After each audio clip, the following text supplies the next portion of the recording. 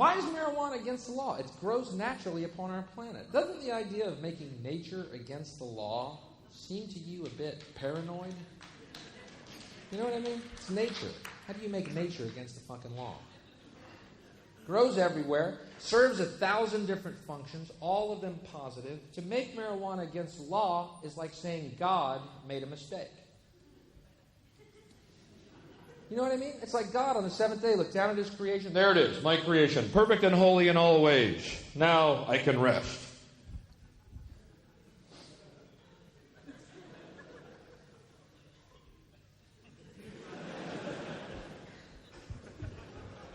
Oh my me.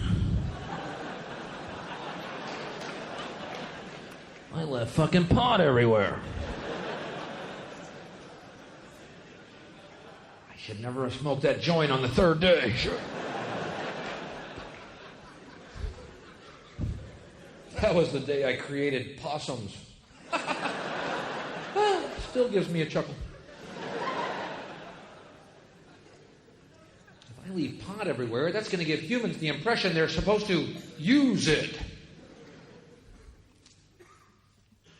Now I have to create Republicans.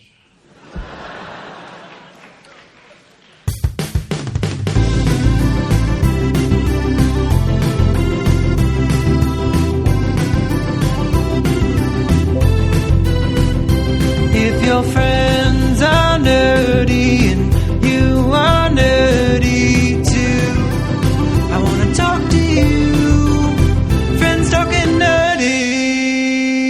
Hey everybody, welcome to another episode of Friends Talking Nerdy. This is Tim Jousman here, and with us on the line we've got Noel and Morah calling in from New York City. How you folks doing? New York!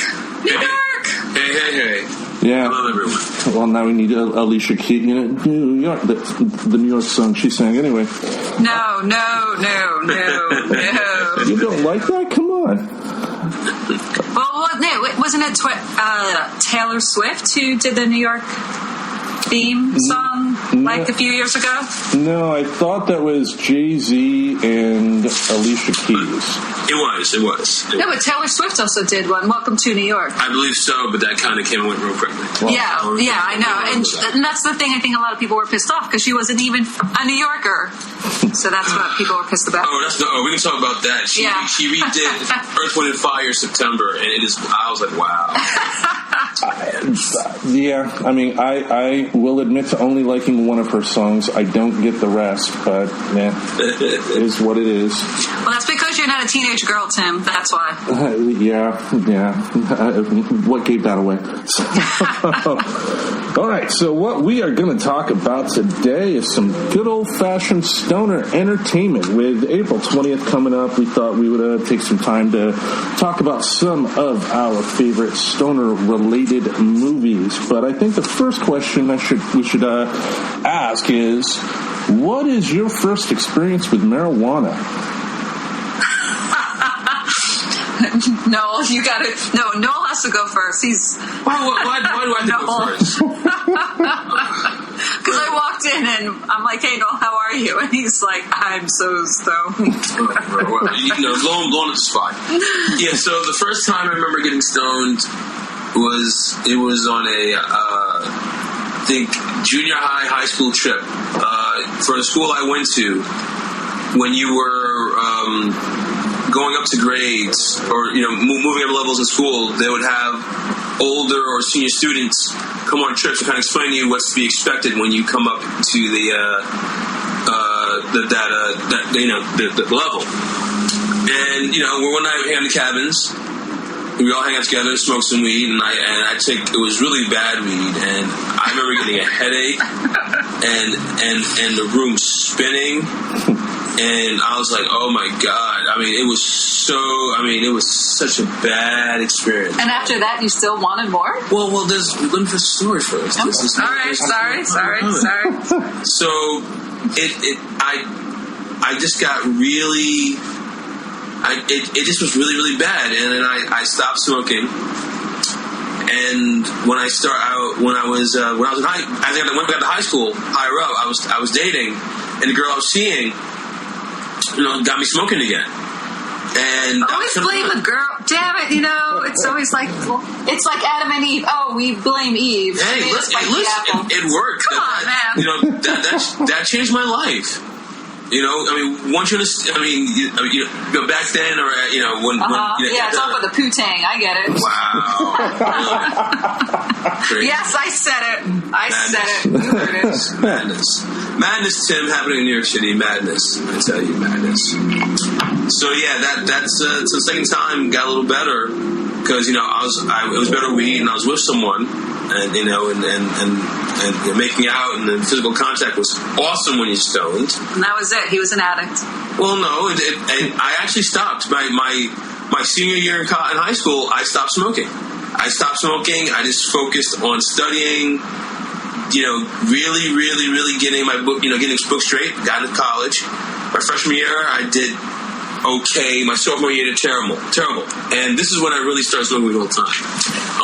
Me and my roommate were walking by this dude's dorm room. These guys were deadheads. And that's when I did my first bong hit. And I was like, that's it. And after that, smoking weed ever since, man. Nice. What about Ithaca College? 1995. There we go.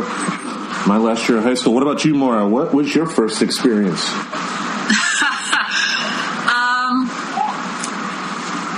So if I have to really... Okay, so... I think I'm going to tell the story of my first experience was in a secondhand smoke situation because it's something that, yes, I was affected, and it really wasn't until years later it really hit me what the hell happened. So I had a childhood buddy who we lost contact. Then we somehow reached out to each other and started chatting again in high school. And she invited me to a concert. And for the life of me, I cannot I'm trying so hard to remember what concert it was. And I just remember I'm pretty sure it was, I want to say it was out in Long Island. And my mother drove us. So my mother picked us up after the concert. And I just remember in the car on the way home, we were hysterical laughing. Michael Jackson's song, PYT, came on, and we were like singing and hysterical laughing in the back. And my mother is like, what the hell is wrong with you two? Like, she had no clue. And at the time, I guess we had no clue either. Thinking back, I was like, oh yeah, I was completely stoned. We were stoned. Wow. Which was hysterical. So it's, because I just remember having like the funnest ride home ever. So, yeah, I want to say that was my first experience, but it didn't really hit me what it was until years later. Nice. Well, for me, I would say I was 19. I was in college studying for theater, if you can imagine that. And it was the night of our first big performance. I was a stage manager for a play, but I actually had a line in the play as well. So for the cast party afterwards, we went to one of the cast members' house, and they had a wine, cheese, and weed affair. And that was my... Wow. Yeah, it's fancy in Grand Rapids. We were just passing the joint along and whatnot, and all I really remember from that night, there was an older woman who was going back to college, but I guess in the 60s she lived in England. And she said she knew the girlfriend of a member of the Rolling Stones who died. For folks that don't know, Brian Jones, their first lead guitarist, ended up passing away in a swimming pool. But this woman was insistent on saying it was the drummer, and I was getting upset. It's like, no, Charlie Watts is the drummer. You were friends with the guitar player's girlfriend, and it was just back and forth. I mean, she knew the person, but she was wrong, and I had to prove my point. But it was just like a back and forth. So that was my introduction to marijuana. And then from there, with other friends that I hang out with, because in Grand Rapids there's really not much to do. I mean, if watching movies is great, but most of the time you're just kicking back with friends and smoking weed and all that stuff. That's like anywhere else, though. If you really stop and think about it, that's everywhere. There's really not much to do unless you're 21 and over, and you're legal to drink and go out and do the funner stuff. Spend a week in Grand Rapids and you'll know what I mean. Yeah, I mean, unless you like going to church, but that's a different story. So, with that, praise Jesus. Yeah, God no. Anyway, with that, there's a lot of entertainment out there that gets labeled with the stoner tag. What are some of our favorites? I'll leave it in you guys' hands. Let's go around the horn like we usually do.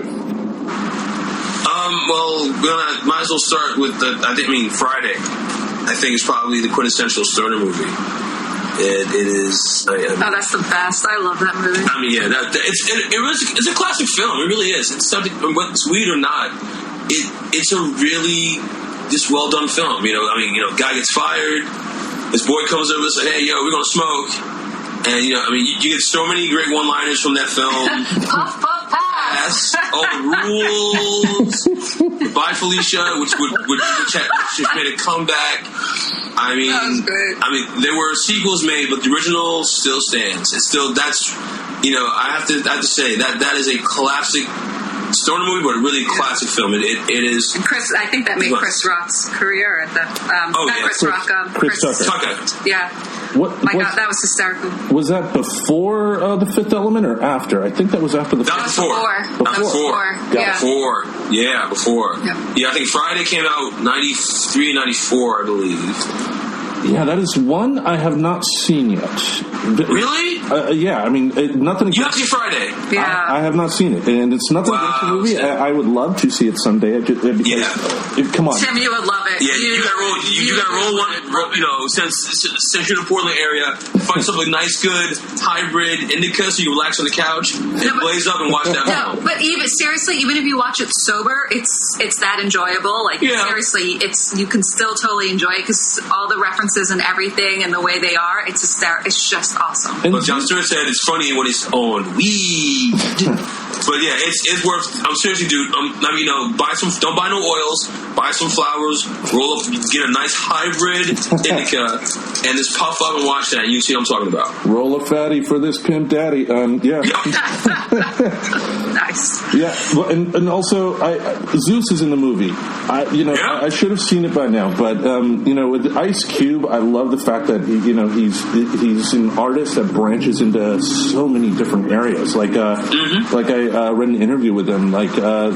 He got into filmmaking, directing, and writing just by simply reading a book and doing. And obviously with his music career, he was able to open some doors that a no name would probably not have been able to do. But the fact that he's still around and kicking in movies, that he's still someone, a hip hop artist from that era, still releasing albums and having them be hits. I mean, you can't say enough about how much of an artist Ice Cube is. He's great. He's definitely a pop icon. Excuse me. And yeah, no question. Yep. All right. What about you, Morah? All right. So I know at some point we're going to mention Cheech and Chong, who are the granddaddies of those type of movies. What's your film? But that's the thing. I really can't speak for it, because when it came out, I was too young to really get into it, enjoy it, understand it. So, I just kind of want to mention it just because I know we're going to talk about it, but I really can't. I never watched it when I was older. That's a sad thing. I just never revisited them because it was something at the time. I was a little kid. Yeah. I'm 5. I'm not going to start smoking when I'm 5. And I was just really? Why not? Right? Thanks, Mom. It's all your fault. See? Blame on you. Now I can't talk about it. You didn't pass the blunt in kindergarten? Come on. Yeah, I know. I went to the boring Jewish school. What can I say? Yeah, so I don't know. If you guys want to talk about, like I said, I know we're going to bring it up because they are the godfathers of. Yeah, if you do decide to see it, Up in Smoke's the best one. That's right, the best one. That's probably the best one to see. Yeah, the only one I've seen, I think, is the Corsican Brothers, and all I remember of that is Cheech Marin with his arm up a horse's ass. Oh my God! I don't even get the reference, but I think he was cleaning the horse or whatever, and then for whatever reason, his hand was up the horse's ass. Okay. On that note, So wait, Tim, that's like what? Yeah. All right. Your turn. My turn. Well, I would. One we got to throw out there: Half-Baked, Dave Chappelle. Mm-hmm. You can't go wrong with that movie. I mean, I think that's probably in my 20s, probably one of the first actual stoner movies I actually sat back and saw. That was my thanks to my friend Chris in Grand Rapids. He introduced me to it, and just everything about that movie was funny. I mean, Stephen Wright as the guy on the couch, kicked ass. Jon Stewart with a little cameo. Have you ever seen a $20 bill on weed? Weed. That's funny. And also too, it just had a great little love story in there with what was her name? She was in The Craft. She also had Rachel True. She played Mary Jane in the movie. She also was on a CW show. She was pretty damn good in that movie. What for, who was in Half-Baked? I'm trying to remember. Not Veruca. No. The other one. We could look it up actually. Not Nev Campbell? No. African American lady. She. The other one. Yeah. the other one. Mm-hmm. Yep. I don't remember their names. Yeah, I mean she was. Okay, so anyways. Yeah. Noel's looking it up, but in the meantime. Yeah, just like Scarface, when he quit his job, fuck you, you're cool, fuck you, I'm out, baby. Yeah. Rachel True. Tim, did you hear that? Yep, I did. Yeah, Rachel. Yeah, that's Mary Jane. Yep. And Harlan Williams as the teacher who gets in prison. I'm somebody's bitch now. Yeah. But, Jim Brewer. Next one. The next stoner film. Wow. Easy Rider, actually.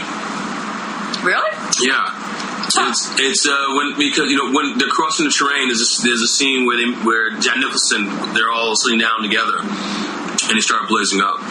And at that time, when you with that movie, it's just so weird. It's such a classic 60s stoner movie. Just get high and watch it.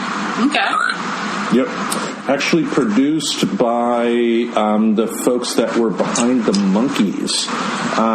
They had a movie before this called Head that was written by Jack Nicholson for the Monkees, which would be another movie I would add on the list. It's the most bizarre movie ever made, with the greatest soundtrack ever made. You got to see it. But they ultimately used funding from the Monkees to finance Easy Rider.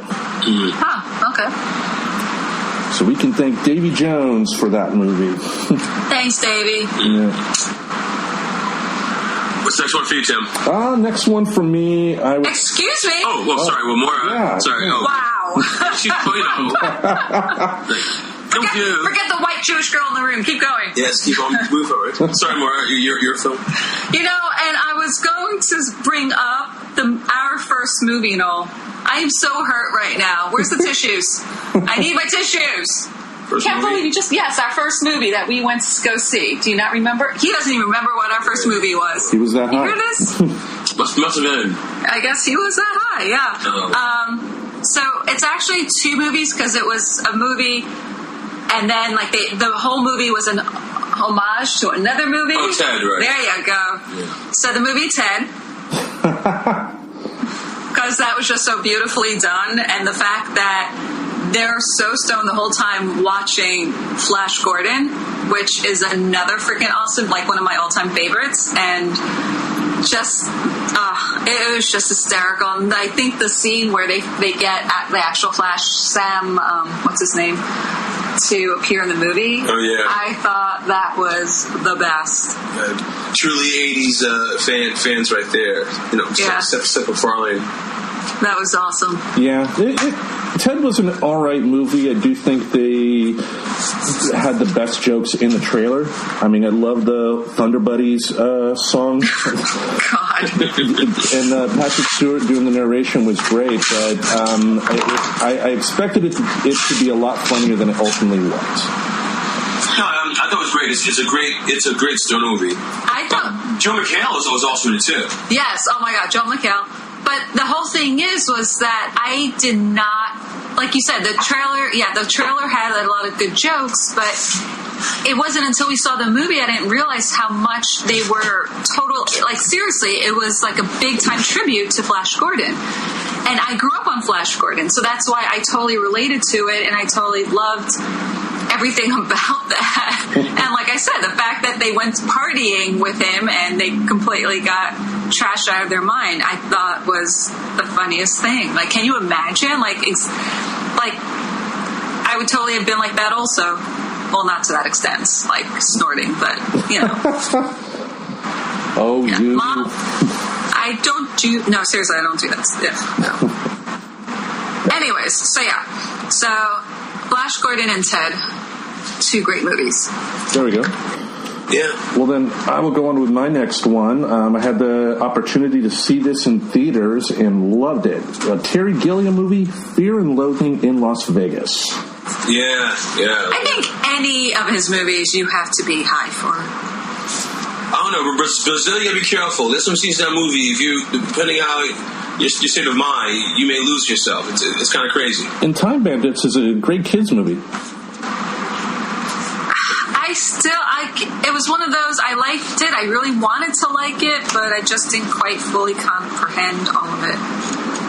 Well, I mean, Fear and Loathing, is not everybody's cup of tea. I mean, right. Hunter S. Thompson, one hell of a writer, but it was kind of a tightrope walk to make the Johnny Depp character and Benicio del Toro's character make them protagonists that you actually care for, because they're doing a lot of hardcore destructive stuff in that movie. But just like the scene at the beginning, riding through the desert, we're on Barstow near the edge of the desert when the drugs began to take hold, driving down, seeing the semi-bull Tobey Maguire picking him up, just a lot of it's visually an amazing movie. I mean, it's one thing, like, I would almost want to see that movie if I ever tried acid again, just to see how I would react. Okay.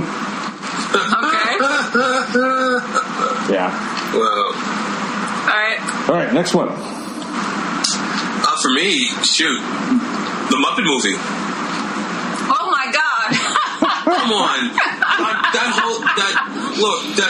not only the TV show but the movie. So there's so many hidden gems in there. The band, Zoot. He's so lit. He has no eyes. He plays a trumpet. He plays the sax, and he has. Hello, Dr. Teeth and Janice. They're stoned. Oh hell yeah! For sure. No, I know, right? No, it's awesome. I just think it's hysterical, and growing up on that, I don't know if I could ever. I don't know. You never put 2 and 2 together until you start smoking weed. You go, oh wow, that would make. I was like, okay. But yeah, that's one thing about the Henson always did. They always had those double entendres. Like Sesame Street. Oh yeah. Oh. Well, Bugs Bunny was known for that. Yeah, exactly. So, yeah. Oh yeah. So. And also too the sentimentality. I mean, if those types of emotions that you get from watching the movie while sober, when I do partake of an occasional hit off the bong, as they say, watching something like that, it actually makes the experience a lot. You're a lot more invested in it, and it's an overall better experience in the songs. And you're right too. I mean, Henson with the Muppets are, they are kids movies, but they throw in little zingers that just fly under the radar that, as an adult, you just shake your head and laugh. Like, Fozzie Bear near the beginning of the movie when he was bombing at the bar, telling Joe, it's like, you ever hear the story about the fat sailor? What do you mean about the fat sailor? He was a very nice guy and he did nothing wrong ever again, or something like that. Okay. Yeah, Muppet movie. That's one of mine. That's funny. All right. What about you, Morah? I was going to mention this one movie. I'll mention in the next round because Noel just reminded me. I watched this movie recently, rewatched it, I should say, for the 500th time recently. And I thought, oh my God, this definitely would be a great movie to watch stone. Galaxy Quest. Nice. And I thought it was hysterical because I know I'm okay. Yes, I'm an idiot. So when I watched this movie in the theater, it really oh my God, what's his name? The one who was stoned the whole time. Tony Shalhoub's character. Mm-hmm. Oh, yeah. So he was stoned the whole time, and the thing is, it didn't hit me. Tim, what are you doing? The camera's on. Oh, sorry. We can edit that out. That was awesome. Thank you. I'm not even paying attention. Okay, now, for the folks who don't know what just happened, that I lost my train of thought. So we're overwhelmed. We're doing a FaceTime, and we see, basically the whole time I just see Tim's shirt. I don't see anything else but his shirt, and he decided to just flash me. So anyways, or flash Noel and I should say. Yeah. So nothing uncomfortable about that. Go ahead. Contain yourself, Noel. Contain it. So going back to Galaxy Quest. So it's funny, it really, yes, the whole time he's walking around with this brown paper bag. He's totally mellow, and I don't know, for some reason I just didn't put two and two together. I just didn't. It wasn't until towards the end where the spaceship is taken over by the aliens, and Sam Rockwell's character looks at him and he's like, "Are you stoned?" And that's when I'm like, "Oh my God." Really? How did I not see that? So yeah. So, I don't know. Great movie. Oh. That would be just a great movie. A classic, and it's unfortunate that it's taken them this long to actually make another one of some sort. Oh, they are? Okay. Yeah, the really? TV show. Really? Huh. Yeah, so is the TV show going to be based on the actual series or the actors portrayed in the series? Well, we actually spoke about it before on a previous episode. What it is, the original creators of the movie, they're creating this TV show, and essentially the premise is there was a Galaxy Quest The Next Generation type of TV show that came with a new crew, and this new crew will have their own Galaxy Quest type of adventure, which will allow the original Galaxy Quest crew to make appearances as well. Okay. So think of it like a soft reboot more than anything. Gotcha. Interesting. All right. I always thought that if they did try to do the TV series, because that's how it ended. Remember, the movie. Okay, spoiler for those who didn't see Galaxy Quest. The movie ended where the TV show got revamped, and one of the characters it's named Jane Doe because she's an alien and she doesn't have a true name. And I always thought if they actually ever did the show, the TV series, she's going to be heartbroken because she's going to realize that it's not real, that it's totally fake.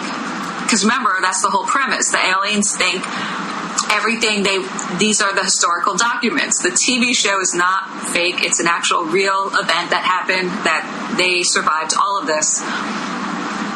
So if you can imagine, she stayed behind to be with Tony Shalhoub's character, and now it's wait, there is no spaceship.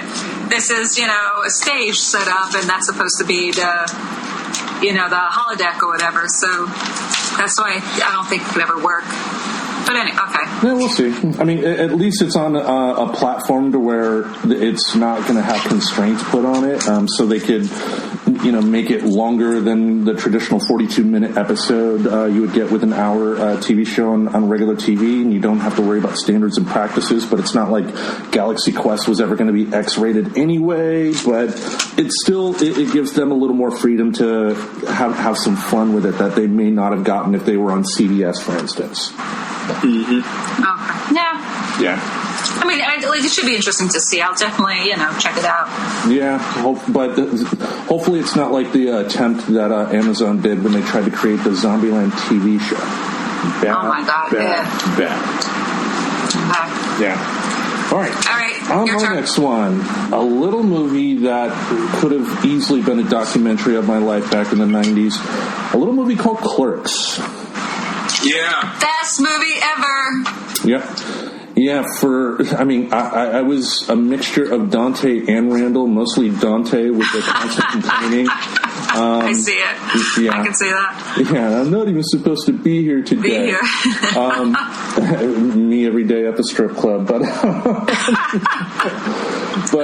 there was actually a funny story. In the late 90s, I worked third shift at a gas station, and I had the Clerks soundtrack on. It was Thanksgiving night. Had the Clerks soundtrack on, and they had the little part where Dante said, "I'm not even supposed to be here today."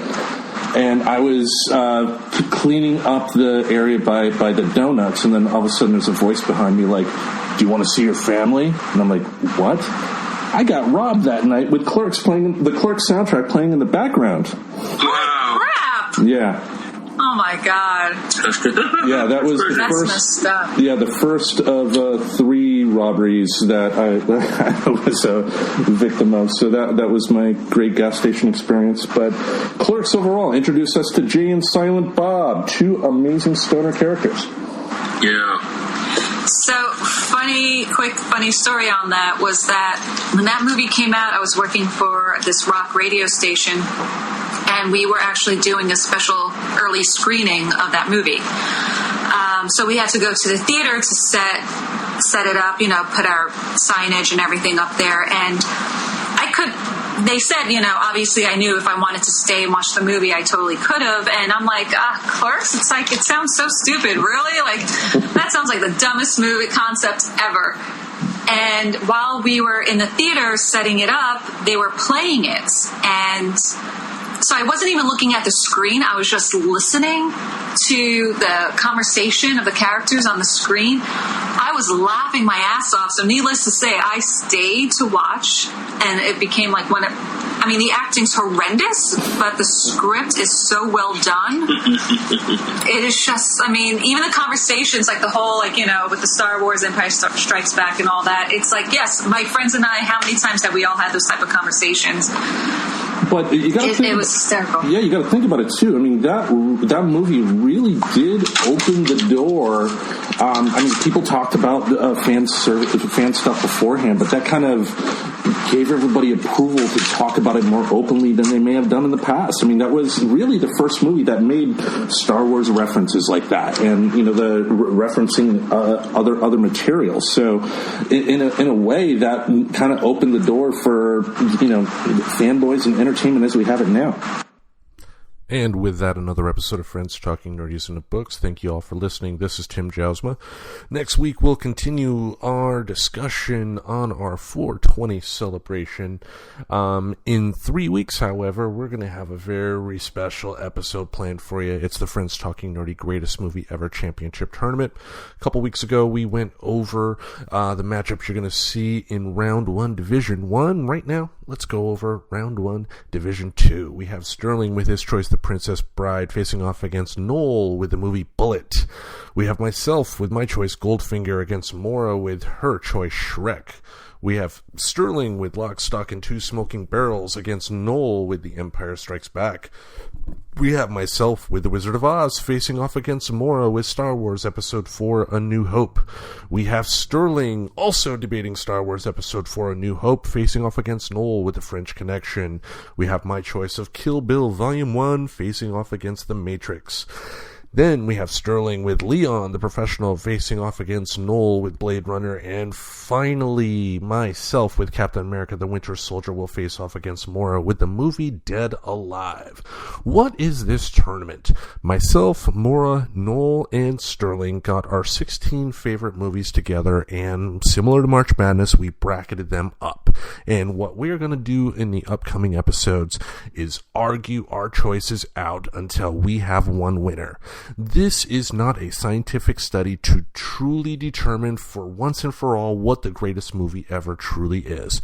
This is simply about bragging rights. So in that vein, it's going to be a fun little back and forth. There's going to be some trash talking.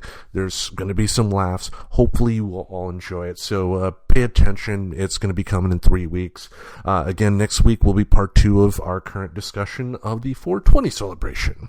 Remember to subscribe to our podcast on iTunes, subscribe on the Google Play Music Store, support us on Patreon. Also, most importantly, head to friendstalkingnerdy.com. The website has gotten a major update, which is important because the website now offers every single episode of Friends Talking Nerdy that has ever been released, except for the lost episode, which will never have a chance in hell of ever being played. With that, we will see you all next week.